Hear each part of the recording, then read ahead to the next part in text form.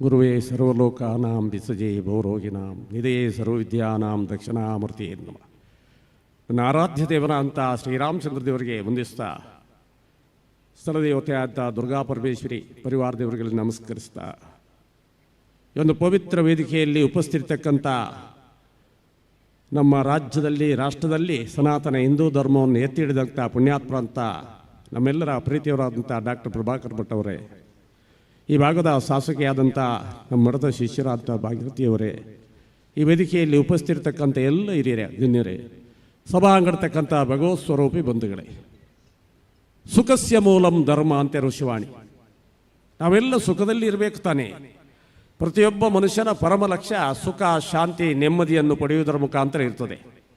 ಅದು ಯಾವುದೇ ವಿಧಾನದಲ್ಲಿ ಇರ್ಬೋದು, ಆದರೆ ಪರಮ ಲಕ್ಷ್ಯ ಸುಖ, ಶಾಂತಿ, ನೆಮ್ಮದಿಯನ್ನು ಪಡೆಯಬೇಕು ಅಂತ. ಆದರೆ ಅದನ್ನೆಲ್ಲ ನಾವು ಪಂಚೇಂದ್ರಿಯಗಳಿಂದ, ಬಹಿರ್ಮುಖವಾದಂಥ ಇಂದ್ರಿಯಗಳಿಂದ ಸುಖ ಸಿಗ್ತದೆ ಎಂಬ ಭ್ರಮೆಯಲ್ಲಿ ಆ ನಿಜವಾದ ಶಾಂತಿಯನ್ನು ಮರೆತು ಸುಖದ ಕಡೆಗೆ ಹೋಗ್ತಾ ಇದ್ದೇವೆ. ಅದನ್ನು ಇಂಗ್ಲೀಷ್ನಲ್ಲಿ ಹೇಳುವುದಾದರೆ ಹ್ಯಾಪಿನೆಸ್ ಮತ್ತು ಎಂಜಾಯ್ಮೆಂಟ್ ಅಂತ ಹೇಳ್ತೇವೆ. ಹ್ಯಾಪಿನೆಸ್ ಎಂದ ಒಳಗೆ ಇರ್ತಕ್ಕಂಥ ಇಂಟರ್ನಲ್ ಸಬ್ಸ್ಟಲ್ ಇನ್ಸ್ಪಿರೇಷನ್, ಸೂಕ್ಷ್ಮವಾದಂಥ ಸಂವೇದನೆ ಒಳಗಿಂದ ಬರ್ತಕ್ಕಂಥ.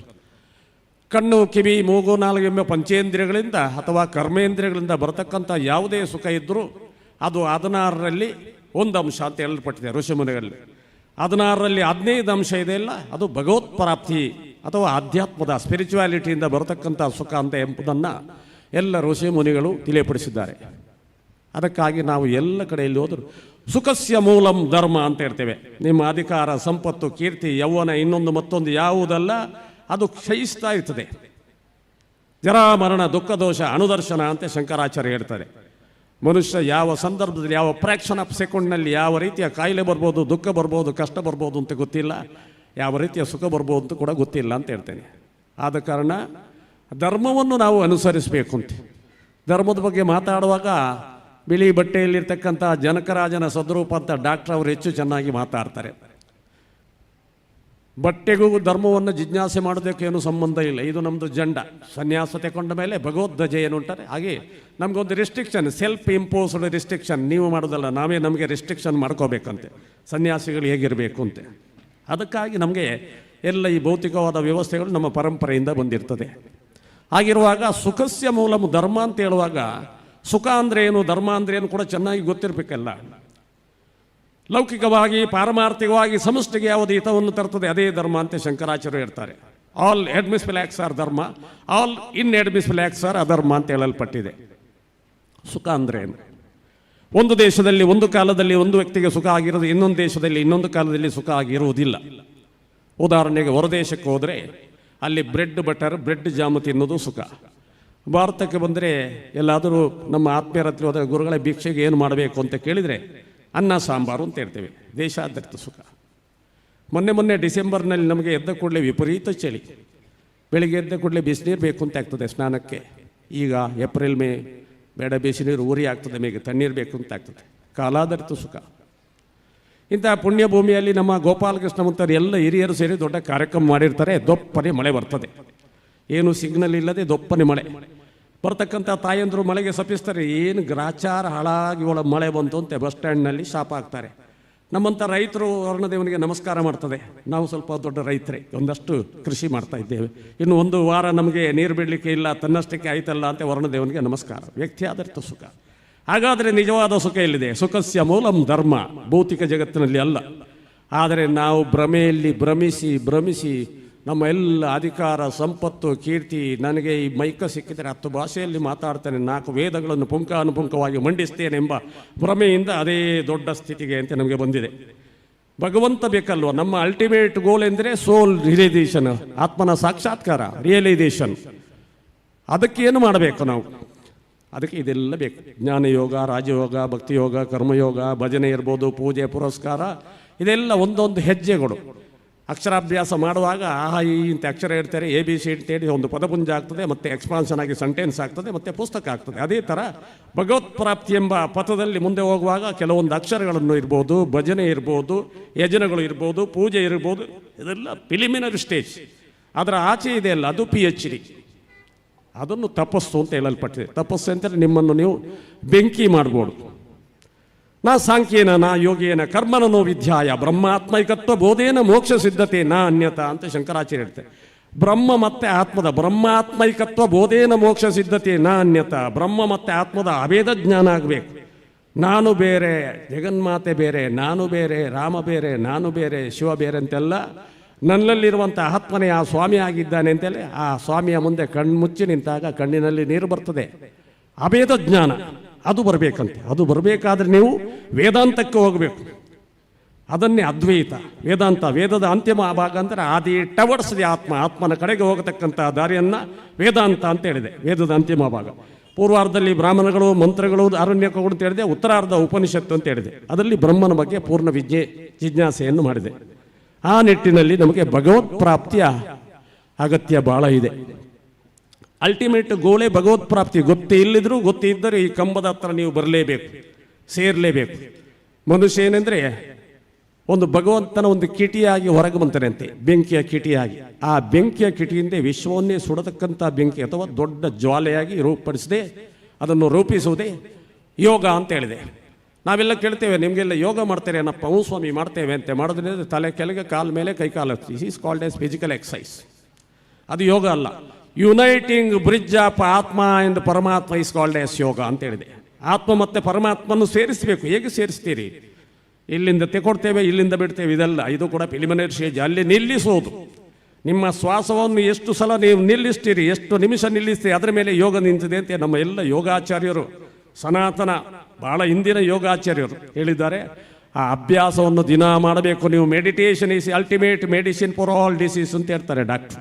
ಎಲ್ಲ ಕಾಯಿಲೆಗಳಿಗೆ ನಿಮ್ಮ ಧ್ಯಾನವೇ ಮೆಡಿಸಿನ್ ಅಂತ ಹೇಳ್ತಾರೆ. ನಾವು ಧ್ಯಾನ ಮಾಡ್ತೇವೆ 10 ನಿಮಿಷ 15 ನಿಮಿಷ, ಇದು ಸಾಕಾಗೋದಿಲ್ಲ. ಧ್ಯಾನ 1 ಗಂಟೆ ಆದರೂ ಮಾಡಬೇಕು. 1 ಗಂಟೆ ಮಾಡಿದಾಗ ನಿಮ್ಮ ಬ್ರೈನ್ನ ಫ್ರೀಕ್ವೆನ್ಸೀಸ್ ಬದಲಾಗ್ತದೆ. ತರಂಗಾಂತರಗಳು ಸಾಗರದಲ್ಲಿ ಅಬ್ಬರದ ಹೈಟೈಡ್ ಲೋ ಟೈಡ್ ಹೆಂಗಿದೆಯಾ, ನಮ್ಮ ಬ್ರೈನಿನೊಳಗೆ ಯಥೋ ಪಿಂಡಾಂಡ ತಥೋ ಬ್ರಹ್ಮಾಂಡ ಜಗತ್ತು ಹೇಗಿದೆ ಅದೇ ಥರ ಈ ಶರೀರ ನಿರ್ಮಾಣ ಆಗಿದೆ. ನಮ್ಮ ಬ್ರೈನ್ನಲ್ಲಿ ಸಿಟ್ಟು ಬಂದಾಗ ಅಬ್ಬರದ ಅಲೆಗಳು ಬರ್ತದೆ, ಕೋಪ ಬಂದಾಗ, ಗಲಾಟೆ ಬಂದಾಗ ಅಬ್ಬರದ ಫ್ರೀಕ್ವೆನ್ಸೀಸ್ ವೇವ್ಸ್ ಬರ್ತದೆ, ಬ್ರೈನ್ನೊಳಗೆ ಬೆವರ್ತದೆ, ಕಣ್ಣು ಕೆಂಪಾಗ್ತದೆ.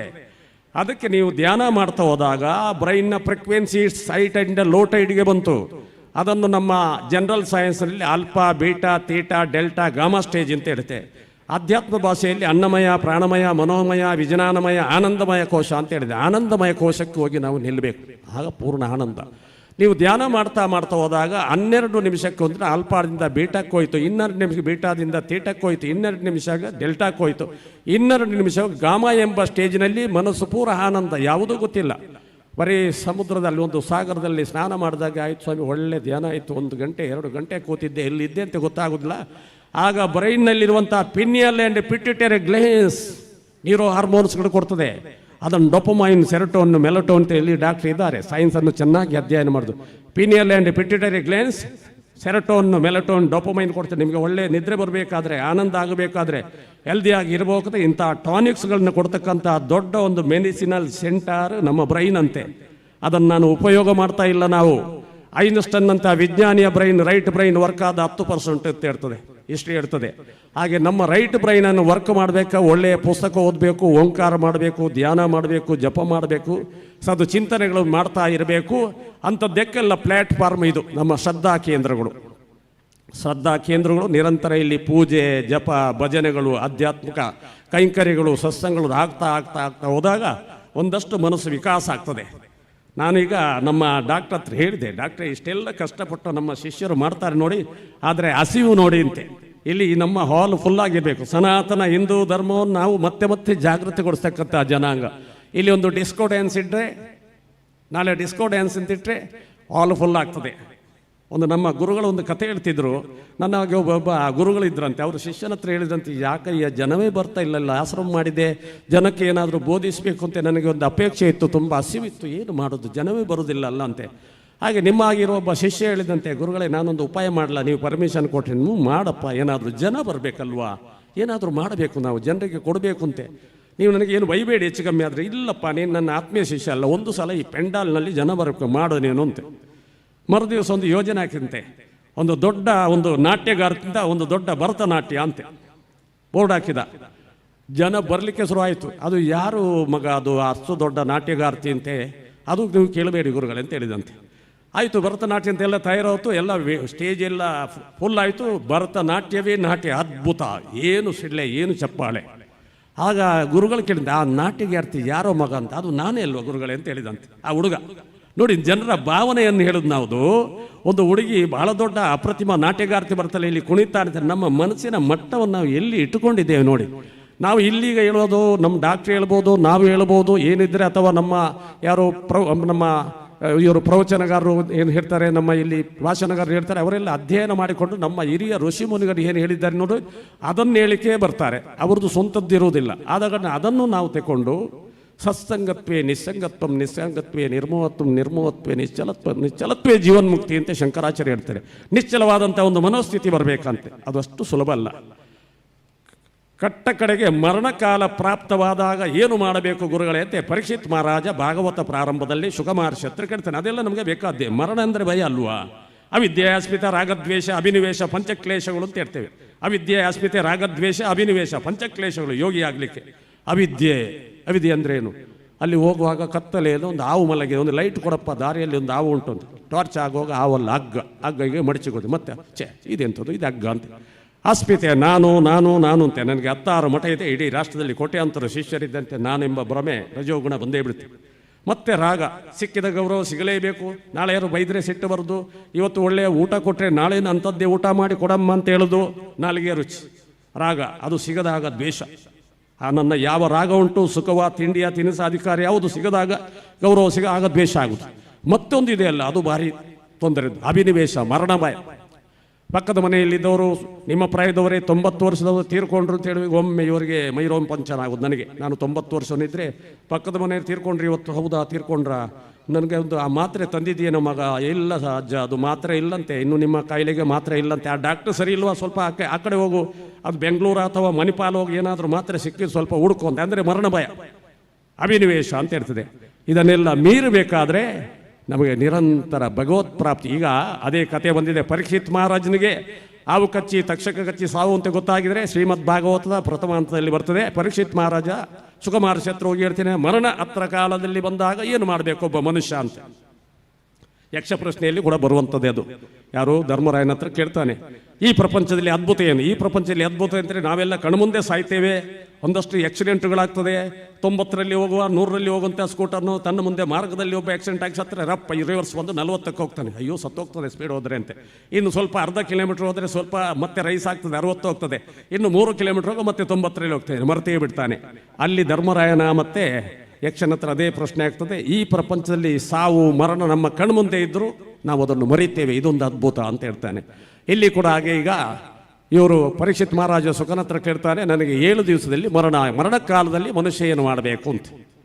ಆಗ ಹೇಳ್ತಾರೆ ಅವರು, ಭಗವತ್ ಪ್ರಾಪ್ತಿಗಾಗಿ ತನ್ನ ಮನಸ್ಸನ್ನು ಪೂರ್ತಿ ತಲ್ಲೀನಗೊಳಿಸಬೇಕು, ಭಗವತ್ ಪ್ರಾಪ್ತಿ ಮಾಡಿಸಬೇಕು ಅಂತ. 7 ದಿವಸದಲ್ಲಿ ಆದಿತ ಗುರುಗಳೇ ಅಂತ ಹೇಳ್ತಾರೆ. ವೈ ನಾಟ್ ಅಂತ ಹೇಳ್ತಾರೆ. 7 ದಿವಸ ಯಾಕಪ್ಪ? 3 ಗಳಿಗೆಯಲ್ಲಿ ಮರಣವನ್ನು ಗೆದ್ದಂಥ ಶಿಷ್ಯರು ಇದ್ದಾರೆ ಅಂತ ಹೇಳ್ತಾರೆ ಶುಕಮಹರ್ಷಿ. ಅಂಥ ಪುಣ್ಯಾತ್ಮ ಯಾರಪ್ಪ ಅಂತ ಹೇಳಿದ್ರೆ ಆಗ ಹೇಳ್ತಾರೆ, ನಮ್ಮ ಸೂರ್ಯವಂಶದ ಚಕ್ರವರ್ತಿಗಳ ಒಬ್ಬನಾದ ಕಟ್ವಾಂಗ ಅಂತ ರಾಜ ಇದ್ದ. ಅವನನ್ನು ದೇವತೆಗಳು ದೇವಲೋಕದಲ್ಲಿ ರಾಕ್ಷಸರ ವಿರುದ್ಧ ಯುದ್ಧಕ್ಕಾಗಿ ಕರೀತಾರೆ. ದೊಡ್ಡ ಯುದ್ಧ ನಡೀತದೆ. ಆ ಯುದ್ಧದಲ್ಲಿ ವಿಜಯವನ್ನು ತಂದು ಕೊಡ್ತಾನೆ ಕಟ್ವಾಂಗ. ದೇವೇಂದ್ರ ಕೇಳ್ತಾನೆ, ನಿನಗೆ ಏನು ವರ ಬೇಕು ಕೇಳಂತ. ನನಗೇನಯ್ಯ, ಈ ಪ್ರಪಂಚದಲ್ಲಿ ನಾನು ಸಾಕೇತದ ಚಕ್ರವರ್ತಿ ಇದ್ದೇನೆ, ಎಲ್ಲವೂ ಇದೆ, ನನಗೇನು ಕೊರತೆ ಇಲ್ಲ ಅಂತ ಹೇಳ್ತೀನಿ. ಆದರೂ ದೇವಲೋಕಕ್ಕೆ ಬಂದಿದ್ದಿ, ಏನಾದರೂ ಒಂದು ಕೇಳು ಪ್ರೀತಿಗೆ ಅಂತ. ಹೌದು, ನೀವೆಲ್ಲ ಸ್ವಲ್ಪ ದಿವ್ಯಜ್ಞಾನಿಗಳಲ್ವಾ, ನನ್ನ ಮರಣ ಯಾವಾಗ ಅಂತ ಕೇಳ್ತಾನೆ ಕಟ್ವಾಂಗ. ಆಗ 3 ಗಳಿಗೆ ಅಂತ ಹೇಳ್ತೇನೆ. 3 ಗಳಿಗೆ ಅಂದರೆ ನಿಮಗೂ ಗೊತ್ತಿರ್ಬೋದು. ಅರ್ಧ ಗಳಿಗೆ ಅಂದರೆ 12 ನಿಮಿಷ, 2.5 ಗಳಿಗೆ ಅಂದರೆ 1 ಗಂಟೆ. 1 ಗಂಟೆ 12 ನಿಮಿಷಕ್ಕೆ ಮರಣ ಆಗ್ತದೆ ಅಂತ ಈಗ ಕಟ್ವಾಂಗನಿಗೆ ಗೊತ್ತಾಯ್ತು. ಆಶ್ಚರ್ಯ ಅಲ್ವಾ? ಮರಣ ಯಾರಿಗೆ ಭಯತರಿಸುವುದಿಲ್ಲ. ಹಾಗೆ ಸೀದಾ ಮನೋಸಂಕಲ್ಪದ ಭೂಮಿಗೆ ಬಂದು ಸೇರ್ತಾನೆ. ಸಾಕೇತಕ್ಕೆ ತನ್ನ ಮಗನಿಗೆ ಪಟ್ಟಾಭಿಷೇಕವನ್ನು ಮಾಡ್ತಾನೆ. ತನ್ನ ನಿರಂತರ ಯೋಗ ಬಲದಿಂದ ತನ್ನಲ್ಲಿ ಇರ್ತಕ್ಕಂಥ ಪ್ರಾಣಶಕ್ತಿಯನ್ನು ಮೇಲ್ಮುಖವಾಗಿ ತಂದು ಅನಾಥದಲ್ಲಿ ನಿಲ್ಲಿಸಿ, ಅನಾಥದಿಂದ ಆಜ್ಞಾದಲ್ಲಿ ನಿಲ್ಲಿಸಿ, ಆಜ್ಞಾದಿಂದ ಸಹಸ್ರಾರ್ಧ ಮುಖಾಂತರ ಬರೀ ಆ 1 ಗಳಿಗೆಯಲ್ಲಿ 3 ಗಳಿಗೆ ಇತ್ತು ಅವನಿಗೆ, 2.5 ಗಳಿಗೆಯಲ್ಲಿ ತನ್ನ ಪ್ರಾಣವನ್ನು ನಿಷ್ಕ್ರಮಣ ಬ್ರಹ್ಮದಲ್ಲಿ ಐಕ್ಯಗೊಳಿಸಿದಂತೆ. ಅಂಥ ಶಕ್ತಿ ಈ ಮನುಷ್ಯ ಎಂಬ ಒಂದು ಸ್ಟ್ರಕ್ಚರ್ ಇದೆಯಲ್ಲ, ಚಿತ್ರಣ ಇದೆಯಲ್ಲ, ಒಂದು ಜೀವ ಉಂಟಲ್ವ, ಅಷ್ಟು ದೊಡ್ಡ ಶಕ್ತಿ ಇದೆ. ಆದರೆ ಏನು ಮಾಡೋದು? ಅದನ್ನು ಜೀರ್ಣಿಸಿಕೊಳ್ಳುವಂಥ ಜನ ನಮ್ಮಲ್ಲಿ ತುಂಬ ಹಿಂದೆ ಆಗಿದೆ. ಸನಾತನ ಧರ್ಮವನ್ನು ಇವತ್ತು ವಿಶ್ವವೇ ಒಪ್ಪಿಕೊಂಡಿದೆ. ಇಡೀ ನಮ್ಮ ಅಡ್ವಾನ್ಸ್ಮೆಂಟ್ ಅಂತಂತೆ ಎಲ್ಲ ಹೊರ ದೇಶಗಳು ಒಪ್ಪಿದೆ. ನೀವು ನಮ್ಮ ಹರಿದ್ವಾರ ಋಷಿಕೇಶಕ್ಕೆ ಬಂದು ನಮ್ಮಲ್ಲಿ ಅಲ್ಲಿ ಮಠ ಆಗಿ ಡಾಕ್ಟ್ರಿಗೆ ಗೊತ್ತುಂಟು, ಒಂದು 10-12 ವರ್ಷ ಆಯ್ತು ಹರಿದ್ವಾರ. ಈಗ ಅಯೋಧ್ಯೆಯಲ್ಲಿ ಕೂಡ ಮಾಡ್ತಾ ಇದ್ದೇವೆ. ಉತ್ತರ ಭಾರತದ ಇಂಗ್ಲೀಷಿನವರು ನಮ್ಮ ಧರ್ಮವನ್ನು ಅಷ್ಟು ಪ್ರೀತಿ ಮಾಡ್ತಾರೆ, ಎಷ್ಟು ಸುಶ್ರಾವ್ಯವಾಗಿ ನಮ್ಮ ಗಾಯತ್ರಿ ಮಂತ್ರ ಹೇಳ್ತಾರೆ, ಧ್ಯಾನ ಕೂತ್ರೆ ಕಲ್ಲಿನಾಗೆ ಕೂತ್ಕೊಡ್ತಾರೆ 1 ಗಂಟೆ 2 ಗಂಟೆ. ನಮಗೆ ಆಶ್ಚರ್ಯ ಆಗ್ತದೆ, ನಮ್ಮ ಹುಡುಗರು ಇವತ್ತು ಕೂತ್ಕೊಳ್ಳಿಕ್ಕೆ ರೆಡಿ ಇಲ್ಲ. ಧ್ಯಾನ ಅಂದರೆ ಒಂದು ಭಜನೆ ಮಾಡೋದು ಅಥವಾ ಒಂದು ಆರತಿ ಮಾಡೋದು, ಆಯ್ತು ಮುಗಿಯಿತು ನಮ್ಮ ಅನುಷ್ಠಾನ ಅಂತ ಹೇಳ್ತಾರೆ. ಅಂಥ ಒಂದು ದೊಡ್ಡ ಒಂದು ಸಾಮ್ರಾಜ್ಯದ ದೊಡ್ಡ ಒಂದು ಮಕುಟಪ್ರಾಯವಂಥ ಸನಾತನ ಹಿಂದೂ ಧರ್ಮದಲ್ಲಿ ಹುಟ್ಟಿದಂಥ ನಮಗೆಲ್ಲ ಹೆಮ್ಮೆ ಇರಬೇಕು. ಅಷ್ಟು ಅದ್ಭುತವಾದ ಶಕ್ತಿಯನ್ನು ಹೊಂದಿದಂಥ ಸನಾತನ ಧರ್ಮ, ಆ ಧರ್ಮ ಇಡೀ ಬ್ರಹ್ಮಾಂಡಕ್ಕೆ ಬೆಳಕು ಕೊಡ್ತಂತೆ. ಕೋಟಿ ಸೂರ್ಯ ಸಮಪ್ರಭಾ ಅಂತ ಹೇಳಿದೆ ಯಾರ್ದು? ನಿಮ್ಮ ಆತ್ಮವನ್ನು ಹೇಳಿದ್ದು. ನಿಮ್ಮ ಆತ್ಮ ಜಾಗೃತಿ ಆದರೆ, ದಿವ್ಯ ಜ್ಞಾನ ಆಗಿಬಿಟ್ರೆ, ಸಮಾಧಿಯನ್ನು ನೀವು ಕಂಡುಬಿಟ್ರೆ ಕೋಟಿ ಸೂರ್ಯ ಸಮಪ್ರಭಾ ಅಂತೆ. ಅದು ದೇವತೆಗಳಿಗೆ ಸೀಮಿತ ಅಲ್ಲ, ನೀವು ಆಗ್ತದೆ. ಅದನ್ನು ಹೇಳಿದೆಲ್ಲ ಅವೇದ ಜ್ಞಾನ, ಬ್ರಹ್ಮಾತ್ಮಕತ್ವ ಬೋಧೇನ ಮೋಕ್ಷ ಸಿದ್ಧತೆ ನಾ ಅನ್ಯತಾ ಅಂತ ಹೇಳಿದೆ. ಆಗಿರುವಾಗ ನಮ್ಮಲ್ಲಿ ಬಂದಿರತಕ್ಕಂಥ ಒಂದು ಸಣ್ಣ ರಜೋಗುಣ ಇದೆ ಅಲ್ವಾ, ಅದರೊಟ್ಟಿಗೆ ತಮೋಗುಣವೂ ಬರ್ತದೆ. ಈಗ ಬಂಗಾರ ನಮ್ಮ ಕಂಟಿ ಮಾಡಬೇಕಾದ್ರೆ 24 ಕ್ಯಾರೆಟಿಂದ ಬಂಗಾರ ಮಾಡಲಿಕ್ಕೆ ಆಗೋದಿಲ್ಲ. ತಾಯಂದ್ರಿಗೆ ಗೊತ್ತುಂಟು, ಸ್ವಲ್ಪ ತಾಮ್ರ ಆಗಬೇಕು. ಹಾಗೆಯೇ ಈ ಬದುಕಿನಲ್ಲಿ ನಾವು ಸತ್ವಗುಣದಲ್ಲಿ ಇರಬೇಕು. ಸತ್ವಗುಣ ತುಂಬ ಅಗತ್ಯ. ಸತ್ವಗುಣ ಇದ್ದರೆ ಭಗವತ್ ಪ್ರಾಪ್ತಿ ಇಲ್ಲ, ಭಗವಂತನ ಲವಲೇಶವನ್ನು ಕಾಣಲಿಕ್ಕೆ ಆಗೋದು. ಸತ್ವಗುಣ ಪ್ರವೇಶ ಆದಾಗ, ಪೂಜೆ ಮಾಡ್ತಾ ಇರುವಾಗ ಕಡೆ ಕಣ್ಣಿನಲ್ಲಿ ಅಶ್ರುಧಾರ ಬರ್ತದೆ, ಲಕ್ಷಣ ನಿಮಗೆ. ಸತ್ವಗುಣ ಈಗ ನಿಮ್ಮಲ್ಲಿ ಆವಿರ್ಭಾವಿಸಿದೆ ಅಂತ ಗೊತ್ತಾಗಬೇಕಾದ್ರೆ ಕಡೆ ಕಣ್ಣಿನಲ್ಲಿ ನಿಮಗೆ ನೀರು ಬರ್ತದೆ, ಅಶ್ರುಧಾರೆ, ಆ ಭಗವಂತನ ಸನ್ನಿಧಾನಕ್ಕೆ ಅಥವಾ ಯಾವುದೋ ಆ ವಿಚಾರದಲ್ಲಿ ನೀವು ಸಂಲಗ್ನ ಆಗಿದ್ರಿ, ತಲ್ಲೀನರಾಗಿದ್ದೀರಿ ಲೆಕ್ಕ. ಅದರಲ್ಲಿದ್ದರೆ ನಿಮಗೆ ಪ್ರಪಂಚ ನಡೆಸಲಿಕ್ಕೆ ಆಗೋದಿಲ್ಲ. ಈಗ ಡಾಕ್ಟರ್ ಅಂತ ಹೇಳಿದೆ, ಮಗ ಭಟ್ಕಲ್ ಮಠ ಅಲ್ಲಿ ಕಲ್ಯಾಣೋತ್ಸವ ಕಾರ್ಯಕ್ರಮ ಹೋಗಬೇಕು ಡಾಕ್ಟ್ರೆ ಅಂತೆ, ಅದು ರಜೋಗುಣ. ಅದು ನೀವು ಬಿಡದಿದ್ದರೆ ಮತ್ತೆ ಸಿಟ್ಟು ಬರ್ತದೆ, ತಮೋಗುಣ ಬರ್ತದೆ. ಈ ರಜೋಗುಣ ತಮೋಗುಣಗಳನ್ನು ವರ್ಗೀಕರಿಸುವಾಗ ನಮಗೆ ಒಂದು ಸಣ್ಣ ಇದನ್ನು ಹೇಳಿ ಮುಗಿಸ್ತೇನೆ. ಇಲ್ಲಿ ಎಷ್ಟು ಗಂಟೆ ಉಂಟು ಅಂತ ಗೊತ್ತಿಲ್ಲ, ಆದರೂ ಒಂದು ಸಣ್ಣ ಕಥೆಯನ್ನು, ಅದೊಂದು ನಮಗೆಲ್ಲರ ಜಗದ್ಗುರುವಾದಂಥ ಶಂಕರಾಚಾರ್ಯ ಕಥೆ. ಮಾನಿಷ ಪಂಚಕಂ ಅಂತ ಒಂದು ಇದು ಬರ್ತದೆ, ಅದು ಗ್ರಂಥನೇ ಹೌದು. ಶಂಕರಾಚಾರ್ಯ ಅನೇಕ ಗ್ರಂಥಗಳು ಬಂದಿದೆ, ಅದರಲ್ಲಿ ಒಂದು ಬರ್ತಾರೆ, ಅದೊಂದು ಇಂಗ್ಲೀಷ್ ನಾಟಕ ತುಣುಕು. ಒನ್ ಡೇ ಶಂಕರಾಚಾರ್ಯ ಅದು ರೆಡಿ ಟು ಪರ್ಫಾರ್ಮಿಂಗ್ ಈ ಸಂಧ್ಯಾ ರೇಟ್ ವಾರಣಾಸಿ ಸ್ಟೇಟ್. ಅವರು ವಾರಣಾಸಿಯಲ್ಲಿ ತನ್ನ ಸಂಧ್ಯಾ ವಂದನೆ ಮಾಡಲಿಕ್ಕೆ ರೆಡಿ ಆಗ್ತಾರೆ. Suddenly chandala touch his body while walking. ಒಬ್ಬ ಚಂಡಾಲ ನಡೀತಾ ಇರುವಾಗ ಅವ್ರಿಗೆ ಬಾಡಿಗೆ ಸ್ವಲ್ಪ ಟಚ್ ಮಾಡ್ತಾನೆ. ಆಗ ಅವರ ಶಿಷ್ಯರಿಗೆಲ್ಲ ಸಿಟ್ಟು ಬರ್ತದೆ, ಏ ಚಂಡಾಲ, you are polluted our great master Shankara ಅಂತ ಹೇಳ್ತಾರೆ.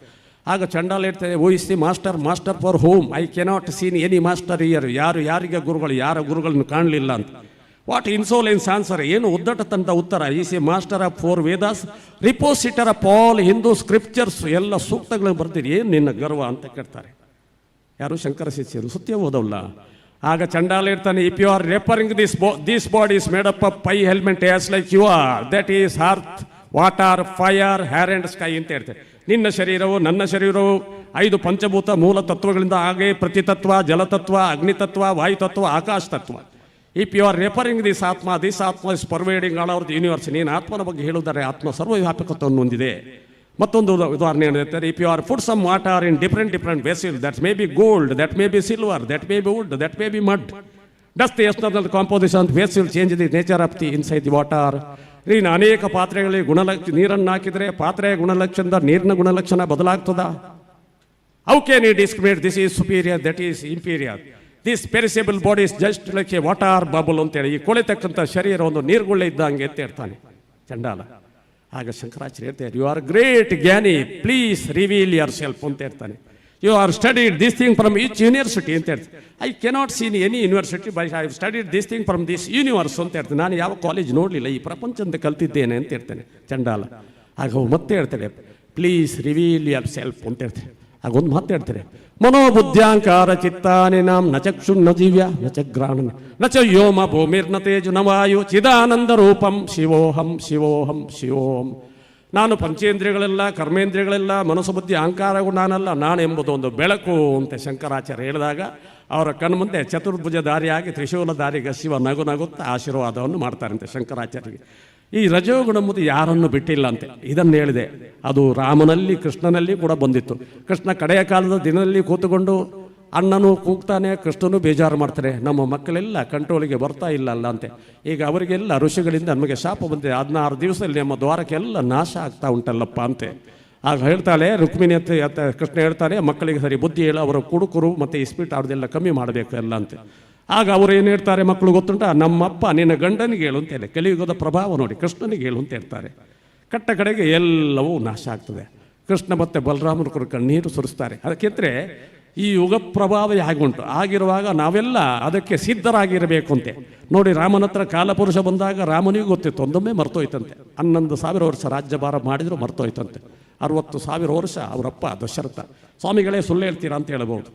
ನಿಮ್ಮ ಕಲಿಯುಗದಲ್ಲಿ ನಿಮ್ಮ ಆಯುಸ್ಸು ಇನ್ನು 10 ವರ್ಷ. 10 ವರ್ಷಕ್ಕೆ ನೀವು 1 ಫೀಟ್ನಲ್ಲಿ ನಿಮ್ಮ ಎಲ್ಲ ಮುಗಿಯುತ್ತದೆ ಗ್ರಂಥಾಧಾರ. ಅದರ ನಂತರ ಮತ್ತೆ ಬರ್ತದೆ ನಮ್ಮ ಸತ್ಯಯುಗ. ಅದರಲ್ಲಿ 1 ಲಕ್ಷ. ನೀವೆಲ್ಲ ಶ್ರೀಮಂತರು, ಅದಕ್ಕೆ ಕಾಯ್ಬೋದು. 1 ಲಕ್ಷ ವರ್ಷ ಸುಖ ಪಡಿಬೋದು ಈ ಭೂಮಿಯಲ್ಲಿ. 1 ಲಕ್ಷ ವರ್ಷ ಇದೆ. ಆದರೆ ಕಲಿಯುಗ ಮಾತ್ರ 10 ವರ್ಷ. 10 ವರ್ಷದಲ್ಲಿ ನೀವು 1 ಫೀಟ್ ಆಗಿ ನಿಮ್ಮ ಬದುಕನ್ನೆಲ್ಲ ಮುಗಿಸಿಬಂತು ಶಾಸ್ತ್ರಗಾರರು ಚಿಂತನೆಯನ್ನು ನಡೆಸಿದ್ದಾರೆ. ಆ ನಿಟ್ಟಿನಲ್ಲಿ ಅದು 10 ವರ್ಷ ಇರಲಿ, 1 ಲಕ್ಷ ಇರಲಿ, ಈಗ ನಾವು ವರ್ತಮಾನ ಕಾಲದಲ್ಲಿ ಮಾತಾಡುವ ನಮಗೆ ಇಂಥ ಶ್ರದ್ಧಾ ಕೇಂದ್ರಗಳ ಕಾಲಕ್ಕೆ ಜೀರ್ಣೋದ್ಧಾರ ಹಾಕಿ ನಿಮಗೆ ಭಕ್ತಿಯನ್ನು, ಜ್ಞಾನವನ್ನು, ಕರ್ಮವನ್ನು, ಜ್ಞಾನ ಯೋಗ ನಮಗೆ ಕಷ್ಟ, ಅದು ಸನ್ಯಾಸಿಗಳಿಗೆ ಮೀತರು. ರಾಜಯೋಗವನ್ನು ನಮ್ಮ ಡಾಕ್ಟರ್ ಅಂತಾರೆ. ಅದು ಯಾರು ಗೊತ್ತಿಲ್ಲ, ನಮ್ಮ ಎಲ್ಲ ಅಷ್ಟಾಂಗ ಯೋಗದ ಮುಖಾಂತರ ಶರೀರವನ್ನು ಶುದ್ಧಗೊಳಿಸ್ತಾರೆ. ಆಮೇಲೆ ಕರ್ಮಯೋಗ ಮತ್ತು ಭಕ್ತಿ ಯೋಗವನ್ನು ನಿಮಗೆ ಸಂಸಾರಸ್ಥರಿಗೆ, ಲೌಕಿಕಸ್ಥರಿಗೆ 4 ಯೋಗಗಳಲ್ಲಿ ದೊಡ್ಡದು ಸಣ್ಣದು ಅಂತ ನೀವು ಬೈಪರ್ಕೇಶನ್ ಮಾಡಬೇಡಿ. ನಾವು ಮಾಡೋದಿಲ್ಲ. ನಿಮ್ಮ ಕರ್ಮ ಶುದ್ಧದಲ್ಲಿ ಕರ್ಮವನ್ನು ಮಾಡ್ತಾರೆ. ಶುದ್ಧ ಭಕ್ತಿಯಲ್ಲಿ ಭಗವಂತನ ಆರಾಧನೆ ಮಾಡ್ತಾರೆ. ಯಾವುದನ್ನು ಕೇಳಬೇಡಿ ನೀವು. ಅದು ಕೊಡು, ಇದು ಕೊಡು ಅಂತ ಅಂಗಡಿಯ ಚೀಟಿ ಮಾಡಿದಾಗೆ ಕೊತ್ತಂಬರಿ ಕೊಡು, ಜೀರಿಗೆ ಕೊಡು, ನೀರ್ಲಿ ಕೊಡು, ಬೆಲ್ಲಲ್ಲಿ ಕೊಡು ಅಂತ ಪಟ್ಟಿ ಕೇಳಬೇಡಿ. ಭಗವಂತನಿಗೆ ನಿಮ್ಮನ್ನು ಅರ್ಪಿಸ್ಕೊಳ್ಳಿ. ಹೇ ಭಗವಂತ, ಎಲ್ಲವೂ ನೀನೇ ಸ್ವಾಮಿ, ಎಲ್ಲವೂ ನೀನೇ ಅಂತೆ. ಅಲ್ಲಿ ವಿವೇಕಾನಂದರು ರಾಮಕೃಷ್ಣ ಹತ್ರ ನಮ್ಮ ಕಷ್ಟವನ್ನು ಹೇಳಿದ್ರು. ಮನೆಯಲ್ಲಿ ಕಷ್ಟ ಉಂಟು ಸ್ವಾಮಿ, ಸಾಲ ಉಂಟು, ಅಮ್ಮನ ಹತ್ರ ಕೇಳಪ್ಪ ಅಂತೆ. ಅವನ ಅಮ್ಮನ ಹತ್ರ ಹೋಗಿ ವಿವೇಕಾನಂದರು ಕೇಳಿದ್ನೇನು, ಜ್ಞಾನ ಮತ್ತೆ ವೈರಾಗ್ಯ. ಆ ಭಗವಂತನ ಮುಂದೆ ಕೇಳಿಕೆ ಅವರಿಗೆ ಮನಸ್ಸೇ ಬರಲಿಲ್ಲಂತೆ. ಅಂಥ ಸ್ಥಿತಿ ನಮ್ಮಲ್ಲಿ ಬರಬೇಕಂತೆ. ಆ ಭಗವಂತನನ್ನು ಒಂದು ನಿಷ್ಕಲ್ಮಶವಾದ ಭಾವದಿಂದ ಕಂಡಾಗ, ಹೇಗೆ ಮಗು, ಒಂದು ಸಣ್ಣ ಮಗು, ಒಂದು 3 ವರ್ಷದ ಮಗು ತಪ್ಪಿಸ್ಕೊಂಡಿದ್ರೆ ತಾಯಿಯನ್ನು ಹುಡುಕದೆ, ನಾನು ಹೋಗಿ ಬಾಳೆಹಣ್ಣು ಕೊಡ್ತೇನೆ, ಒಂದು ನನ್ನ ಉಂಗುರವನ್ನೇ ಕೊಡ್ತೇನೆ, ಬೆಲ್ಲೂನು ಎಲ್ಲ ಬಿಸಾಕ್ತದೆ. ಅಮ್ಮ ಸಿಕ್ಕಿದ ಕೂಡಲೇ ಹಪ್ಪಿ ಇಟ್ಕೊಂಡು ಅಮ್ಮ ಅಂತೆ, ತಾದಾತ್ಮತೆ, ತಲ್ಲೀನತೆ, ಐಕ್ಯತಂತೆ. ಅಂತ ಭಾವ ಭಗವಂತನಲ್ಲಿ ಬರಬೇಕಂತೆ. ಆ ಭಗವದ್ಭಕ್ತಿ ನಂದು ಬಂದಾಗ ನಮ್ಮ ಎಲ್ಲ ಕಷ್ಟ ಪರಿಹಾರ ಆಗ್ತಂತೆ. ಈಗ ನೋಡಿ, ಅಲ್ಲಿ ಪುರೋಹಿತರು ಯಜ್ಞ ಮಾಡ್ತಾ ಇದ್ದಾರೆ, ಮಂತ್ರ ಇಡ್ತದೆ, ಏನೆಲ್ಲ ಒಳ್ಳೆ ಕೆಲಸ ಆಗ್ತದೆ. ನಾವಿಲ್ಲಿ ಪಟ್ಟಾಂಗ ಹೊಡಿತಾ ಇದ್ದೇವೆ ಮೂಲೆಯಲ್ಲಿ, ಅಥವಾ ಇಲ್ಲಿ ಆಶೀರ್ವಚನ ಆಗ್ತದೆ, ಅಥವಾ ಏನು ಸತ್ಸಂಗ ನಡೀತಾ ಇದ್ದರೆ ನಾವು ಅಲ್ಲಲ್ಲಿ ಗುಂಪಾಗಿ ಯಾವುದೋ ವಿಚಾರಗಳು ಚರ್ಚೆ, ಯಾರ್ದೋ ಮನೆಗಳನ್ನು ಚರ್ಚೆ ಮಾಡ್ತಾ ಇದ್ದೇನೆ. ಹಾಗೆ ಭಗವಂತ ಹೇಳ್ತೇನೆ, ಭಗವದ್ಭಕ್ತಿ ಹೇಗಿರಬೇಕು ಅಂತ. ಅನನ್ಯ ಚಿಂತಾಯಂತು ಮಾಂ ಯೇ ಜನ ಪರ್ಯೋಪಾಸತೆ ತೇಷಾಂ ನಿತ್ಯಾಭಿಯುಕ್ತಾನ ಯೋಗಕ್ಷೇಮ ವಾಮ್ಯಾಂ ಅಂತ ಹೇಳ್ತೇನೆ. ಅನನ್ಯವಾಗಿ ನನ್ನ ಚಿಂತನೆಯನ್ನು ಮಾಡ್ತಕ್ಕಂಥ ಯಾವ ನನ್ನ ಭಗವದ್ಭಕ್ತನಿದ್ದಾನೆ ಅವನ ಉದ್ಧಾರವನ್ನು ನಾನೇ ಮಾಡ್ತೇನೆ ಅಂತ. ಭಾಳ ಸತ್ಯ ಅಲ್ವಾ? ನಾವು ಪೂರ್ತಿ ಅಮ್ಮ ಕೃಷ್ಣ ಕಾಪಾಡು ಕಾಪಾಡು ಅಂತ ಹೇಳಿದೆ. ಎಲ್ಲಿದ್ದೆ ಅಂತೆ, ಅಲ್ಲಿ ದ್ರೌಪದಿ ಕೈ ಮೇಲೆ ಎತ್ತಿದ್ದು, ಭಗವಂತ ಕಾಪಾಡು ಕಾಪಾಡು, ತನ್ನನ್ನು ತಾವು ಮರಿಬೇಕಂತೆ. ಅಂಥ ಸ್ಥಿತಿಯಲ್ಲಿ ಭಗವಂತ ಬಂದು ನಮ್ಮನ್ನು ಸೇರ್ತಾನಂತೆ. ನಾವು ಏನಾಗ್ತೇವೆ ಗೊತ್ತುಂಟ, ನಾವು ಪಕ್ತಾ ಕೂತ್ಕೊಂಡು ಅವರು ಸರಿಯಿಲ್ಲ, ಇವರು ಸರಿಯಿಲ್ಲ, ನನ್ನ ಹೆಂಡತಿ ಹೇಳಿದಾಗ ಕೇಳಿದಿಲ್ಲ, ತಮ್ಮ ಕೇಳಿದಿಲ್ಲ, ಅಪ್ಪ ಕೇಳಿದಿಲ್ಲ, ಮಾವ ಕೇಳಿದ್ರೆ, ಇದೇ ಆಯಿತು ನಮಗೆ ಹೇಳಿದ್ದೀನಿ. ಅದಕ್ಕೆ ಭಗವಂತ ಹೇಳ್ತಾನೆ, ಉದ್ಧಾರ ಯದಾತ್ಮನಾತ್ಮಾತ್ಮನ ಮೌಸಾದೇತಾತ್ಮಯೋ ಆತ್ಮನೋ ಬಂದು ಆತ್ಮಯೋ ರಿಪುರಾತ್ಮನ. ಉದ್ಧಾರ ಯದಾತ್ಮನಾತ್ಮನ ಆತ್ಮನ ಮೌಸಾದೇತ ಆತ್ಮಯೋ ಆತ್ಮನ ಬಂದು ಆತ್ಮಯೋ ರಿಪುರಾತ್ಮ. ನಿನ್ನ ಆತ್ಮವನ್ನು ನಿನ್ನೆ ಉದ್ಧರಿಸಬೇಕು. ನಿನ್ನ ಆತ್ಮಕ್ಕೆ ನೀನೇ ಬಂದು ನಿನ್ನ ಆತ್ಮಕ್ಕೆ ನೀನೇ ವಿರೋಧಿಂತೆ ಭಗವಂತ ಹೇಳ್ತಾನೆ. ಅಂತ ನಿಷ್ಕಲ್ಮಶವಾದ ಭಗವದ್ಭಕ್ತಿ ಬಂದರೆ ಭಗವತ್ ಪ್ರಾಪ್ತಿ ಆಗ್ತದೆ. ಭಗವತ್ ಪ್ರಾಪ್ತಿ ನಮ್ಮ ಅಲ್ಟಿಮೇಟ್ ಉದ್ದೇಶ ಆಗಬೇಕು. ಅಂದರೆ ಇವತ್ತಲ್ಲ ನಾಳೆ ನನ್ನ ಭಗವಂತ ನನ್ನನ್ನು ಕಾಣಬೇಕು, ಅವನನ್ನು ಕಾಣಬೇಕು. ಅವ ಎಲ್ಲಿ ಇಲ್ಲ, ಇಲ್ಲೇ ಇದ್ದಾನೆ. ಒಂದಷ್ಟು ನೀವು ಏನು ಭಾಳ ಕಷ್ಟದಿಂದ ಓಡಾಡಬೇಕು ಅಂತ. ಮತಂಗ ಋಷಿ ಶಬರಿಗೆ 15-16 ವರ್ಷದಲ್ಲಿ ನಿನಗೆ ಭಗವದ್ ದರ್ಶನ ಆಗ್ತಂತೆ. 75 ವರ್ಷ ಆಯ್ತು, ದಿನ ಸೆಗಣಿ ಸರಿ ಕಾಯ್ತಾ ಇದ್ದವರು. ರಾಮದರ್ಶನ, ಆ ಭಗವಂತ ಎಲ್ಲಿದ್ದಾನೆ ಎಲ್ಲಿದ್ದಾನೆ ಎಲ್ಲಿದ್ದಾನೆ ಎಲ್ಲಿ ಬರ್ತಾನಂತೆ ಕಾಯ್ತಾ ಇದ್ದಂತೆ. ಅಂತ ಒಂದು ಪುಣ್ಯ ಪ್ರದೇಶದಲ್ಲಿ ನಮ್ಮ ಡಾಕ್ಟರ್ ಅಂತ ಹಿರಿಯರ ಎಲ್ಲರ ಪ್ರೀತಿಯಿಂದ ಇವತ್ತು ಅಯೋಧ್ಯೆಯಲ್ಲಿ ಕೂಡ ನಾವೊಂದು ಶಾಖಾ ಮಠವನ್ನು ಮಾಡ್ತಾ ಇದ್ದೇವೆ. ಯಾಕೆಂದರೆ ಮುಂದಿನ ನಮ್ಮ ಈ ಜನಾಂಗಕ್ಕೆ, ದಕ್ಷಿಣ ಭಾರತದಿಂದ ಹೋದವರಿಗೆ ಅಲ್ಲಿ ಕೂಡ ಒಂದು ಆಶ್ರಯ ಸಿಗಬೇಕು. ಅಲ್ಲಿಂದ ನಿಮಗೆ ಅದು ಪ್ರಯಾಗ್ರಾಜ್ ಕುಂಭಮೇಳ ಇರ್ಬೋದು, ನೈಮಿಷಾರಣ್ಯ ಇರ್ಬೋದು, ಅಥವಾ ಚಿತ್ರಕೂಟ ಇರ್ಬೋದು, ವಾರಣಾಸಿ ಇರ್ಬೋದು, ನೇಪಾಳ ಇರ್ಬೋದು, ಎಲ್ಲವೂ ಹತ್ರ ಆಗ್ತದೆ. ಯಾರ ಕೇಳಿದ್ರು, ಗುರುಗಳೇ ನೀವು ಯಾಕೆ ಅಯೋಧ್ಯೆಯಲ್ಲಿ ನಿಮ್ಮ ಶಾಖಾ ಮಠದ ಒಂದು ಉಮೇದು ತುಂಬ ತೋರಿಸಿದ್ದು? ನಾನು ಹೇಳಿದೆ, ಈ ಪ್ರಪಂಚದ ಸುರುವಿನ ಸಾಮ್ರಾಜ್ಯವೇ ಒಂದು ಏನು ಗೊತ್ತಿಲ್ಲ, ರಾಜ್ಯಭಾರ ನಡೆದಂಥ ಒಂದು ಜಗತ್ತಿದ್ರೆ ಅದು ಅಯೋಧ್ಯೆ ಅಂತ. ಪ್ರಥಮವಾದಂಥ ಒಂದು ರಾಜಧಾನಿ ಆದದ್ದಿದ್ದರೆ ಅದು ಅಯೋಧ್ಯೆ ಅಂತೆ. ಅದು ಸೂರ್ಯನ ಮಗ ಮನುವಿನ ಮಗ ಇಕ್ಷಾಕು ಅಂತ ಸೂರ್ಯವಂಶ ವೃದ್ಧಿ ಆಯಿತು. 1000 ಜನ ಏನು ಗೊತ್ತಿಲ್ಲ ಚಕ್ರವರ್ತಿಯಲ್ಲಿ ಉಟ್ಕೊಂಡ್ರಂತೆ. ಆಗಿರುವಾಗ ನಮಗೆಲ್ಲ ರಾಮ ಆದರ್ಶ.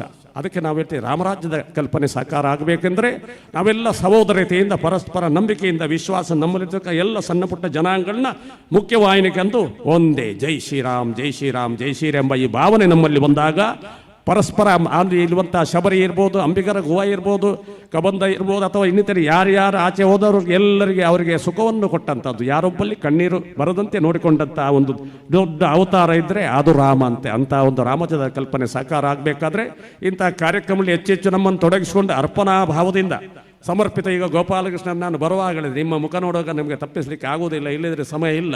ಮತ್ತೆ ಅಯೋಧ್ಯೆಯಲ್ಲಿ ಈಗ ಅದಕ್ಕಾಗಿ ಮತ್ತೆ ಒಂದೆರಡು ದಿವಸ ಎಕ್ಸ್ಟೆನ್ಷನ್ ಮಾಡಿದೆ ಈ ಕಾರ್ಯಕ್ರಮಕ್ಕೆ. ಇಲ್ಲದಿದ್ದರೆ ನಾವು ಜಾತ್ರೆ ಮುಗಿದ ಕೂಡಲೇ ನಿನ್ನೆಗೆ ನಮ್ಮ ಜಾತ್ರೆ ಮುಗಿಯಿತು ರಾಮಕ್ಷೇತ್ರದ 9 ದಿವಸ ಡಾಕ್ಟರ್ ಎಲ್ಲ ಬಂದಿದ್ದರು. ಸೀದಾ ಅಯೋಧ್ಯೆ ಹೋಗೋದ್ರಲ್ಲಿದ್ದೆ. ಮತ್ತು ಜಗದಂಬೆ ಕರೆಸಿಕೊಂಡಾಗ ನಮ್ಮ ಶೆಡ್ಯೂಲ್ ನಡೆಯುವುದಿಲ್ಲ. ನೀವೆಲ್ಲ ಶೆಡ್ಯೂಲ್ ಎಷ್ಟೇ ಹಾಕ್ಕೊಂಡ್ರೆ ಫೈನಲ್ ಶೆಡ್ಯೂಲ್ ಕಂಪ್ಲೀಷನ್ ಪರ್ಫಾರ್ಮೆನ್ಸ್ ಆಗಿದ್ರೆ ಅದು ಭಗವತ್ ಪ್ರಾಪ್ತಿ ಅಂತ. ಏನಾಗಬೇಕು ಸೂರ್ಯೋದಯದಿಂದ ಚಂದ್ರೋದಯವರೆಗೆ ಈ ಜಗತ್ತಿನಲ್ಲಿ ನೀವು ಏನು ಮಾಡಬೇಕು ನಿಮ್ಮ ಕೈಯಲ್ಲಿ ಇರುವುದಿಲ್ಲ. ಒಂದು ಶೆಡ್ಯೂಲ್ ಹಾಕ್ಕೊಂಡಿರ್ತೀರಿ, ಅದರ ಎಲ್ಲ ಕಂಪ್ಲೀಷನ್ಗೆ ಆ ಭಗವತ್ ಪ್ರಾಪ್ತಿ ಬೇಕಂತೆ. ಆ ಭಗವತ್ ಪ್ರಾಪ್ತಿಯ ಒಂದು ಪೂರ್ಣತೆಯನ್ನು ಪಡೆಯಲಿಕ್ಕಾಗಿ ಇಂತಹ ಶ್ರದ್ಧಾ ಕೇಂದ್ರಗಳು ಅಲ್ಲಲ್ಲಿ ಜೀರ್ಣೋದ್ಧಾರವನ್ನು ಪಡೀತಾ ಇದೆ. ಅದಕ್ಕಾಗಿ ಎಲ್ಲ ಸ್ವಾಮಿಗಳನ್ನು ಕರೆಸಿ ಯಜ್ಞಾಂಗ ಇರ್ಬೋದು, ಇನ್ನಿತರ ಏನೆಲ್ಲ ಬೇಕು ಅದನ್ನೆಲ್ಲ ಮಾಡ್ತಾ ಇದ್ದಾರೆ. ಈ ಲೋಕದಲ್ಲಿ 2 ಬೇಕಂತೆ, ವಿದ್ಯಾ ಕೇಂದ್ರ, ಶ್ರದ್ಧಾ ಕೇಂದ್ರ. ಸರ್ವಾನ್ ಪೂಜ್ಯತೆ, ಹೌದು. ಮತ್ತೆ ಏನು ಗೊತ್ತುಂಟ, ರಾಜ ಸ್ವದೇಶಿ ಪೂಜ್ಯತೆ ಅಂತ ಶಾಸ್ತ್ರ. ಒಬ್ಬ ರಾಜ ಇದ್ದರೆ ಒಂದು ಏರಿಕ ಮಾತ್ರ, ಒಂದೊಂದು ವಿದ್ಯಾವಂತೆ. ಒಂದು ಊರಿನಲ್ಲಿ ಶಾಲೆಗಳು ಮತ್ತು ಶ್ರದ್ಧಾ ಕೇಂದ್ರ ಒಟ್ಟೊಟ್ಟಿಗಿದ್ರೆ ಆ ಊರು ಸುಭೀಕ್ಷೆಯಲ್ಲಿ ಇರ್ತದೆ ಅಂತ ಹೇಳ್ತದೆ. ಆ ನಿಟ್ಟಿನಲ್ಲಿ ಈ ಭಾಗದ ಎಲ್ಲ ನಮ್ಮ ನಾಯಕರು ಸೇರಿಕೊಂಡು, ಗೋಪಾಲಕೃಷ್ಣರು ನನಗೆ ಹೆಸರೆಲ್ಲ ನೆನಪುವುದಿಲ್ಲ, ಎಲ್ಲರೂ ಒಗ್ಗಟ್ಟಿನಿಂದ ದುಡಿದಿದ್ದೀರಿ. ಮತ್ತು ಇಂಥ ಪುಣ್ಯಾತ್ಮರು ಡಾಕ್ಟರ್ ಬಗ್ಗೆ ನಾನು ಹೇಳಿದ್ರೆ ಅದೊಂದು 1000 ಪೇಜ್ ನಮಗೆ ಗ್ರಂಥವನ್ನೇ ಬರೆದಿವಿ. ನಾವು ಬಾಲ್ಯದಿಂದ ನೋಡಿದವರು ಅವರೆಲ್ಲ. ಒಂದಷ್ಟು ನಾಯಕರನ್ನು ನಮ್ಮ ಭಾಗೀರಥಿ ಇರ್ಬೋದು, ಈ ರಾಜ್ಯದಲ್ಲಿ ಅನೇಕ ನಾಯಕರು MP ಗಳಿರ್ಬೋದು, MLA-ಗಳಿರ್ಬೋದು, ಮಂತ್ರಿಗಳಿರ್ಬೋದು, ಮುಖ್ಯಮಂತ್ರಿಗಳು ಇವರನ್ನೆಲ್ಲ ನಿರ್ಮಿಸಿಕೊಟ್ಟವರು. ನಾನು ಡಾಕ್ಟ್ರಿಗೆ ಹೇಳಿಕೊಂಡ್ರು, ಡಾಕ್ಟ್ರು ಮನಸ್ಸು ಮಾತಿದ್ರೆ ಎಷ್ಟೋ ಸಲ ಮುಖ್ಯಮಂತ್ರಿ ಆಗ್ತಿದ್ರೆ ಏನೋ ಈ ರಾಜ್ಯದಲ್ಲಿ, ಮುಖ್ಯಮಂತ್ರಿ ಇಲ್ಲ ಕೇಂದ್ರದಲ್ಲಿ. ಸ್ವಾಮಿಗಳು ಅದು ನಮಗೆ ಬೇಡ ಅಂತ ಹೇಳಿದ್ರು. ನಾವು ಸನಾತನ ಧರ್ಮವನ್ನು ಕಟ್ಟಿ ಬೆಳೆಸಬೇಕು ಅಂತ ನಾನು ಹೇಳಿಕೊಂಡು, ನಾವು ಡಾಕ್ಟ್ರಿಂದ ಸ್ವಲ್ಪ ಕಮ್ಮಿ ಪ್ರಾಯದವರು. ಅವರ ಉಲ್ಲಾಸ ನೋಡುವಾಗ, ಅವರ ಓಡಾಟ ನೋಡುವಾಗ ನಮಗೆ ಇನ್ನೂ ಒಂದು ಅವರು ಆದರ್ಶ ಅಂತ ಕಾಣ್ತದೆ ಎಲ್ಲರಿಗೂ ಕೂಡ, ನಮ್ಮಲ್ಲಿರ್ತಕ್ಕಂಥ ಹುಡುಗರಿಗೆ. ಆ ನಿಟ್ಟಿನಲ್ಲಿ ಇಂಥ ಧರ್ಮ ಸಾಮ್ರಾಜ್ಯವನ್ನು ಮತ್ತೆ ಮತ್ತೆ ಉದ್ದೀಪನಗೊಳಿಸಕ್ಕ ಎಲ್ಲ ಶಿಷ್ಯವರ್ಗಕ್ಕೆ ಇಲ್ಲಿ ಬಂದಿರತಕ್ಕಂಥ ಎಲ್ಲ ಸದ್ಭಕ್ತರಿಗೆ ನನ್ನ ಸ್ವಾಮಿಯ ಆಶೀರ್ವಾದ ನೀಡ್ತಾ ಒಂದೆರಡು ಮಾತನ್ನು ಭಗವತ್ ಸನ್ನಿಧಾನಕ್ಕೆ ಅರ್ಪಿಸ್ತಾ ಇದ್ದೇನೆ. ಬೋಲು ಶ್ರೀರಾಮಚಂದ್ರ ಭಗವಾನ್ ಕಿ ಜೈ.